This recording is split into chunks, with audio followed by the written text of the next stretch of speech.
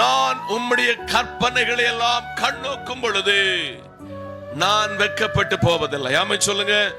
கர்த்தருடைய கற்பனைகளை, கர்த்தருடைய கட்டளைகளை, கர்த்தருடைய நியமங்களை எந்த ஒரு மனுஷன் கண்ணோக்கமா இருக்கிறானோ அவன் பயப்படாமலும் அவன் வெட்கப்பட்டு போவதில்லை என்று ஆவியானவர் இந்த கால வேளையிலே சபையை கர்த்தர் பார்த்து சொல்லுகிறார்.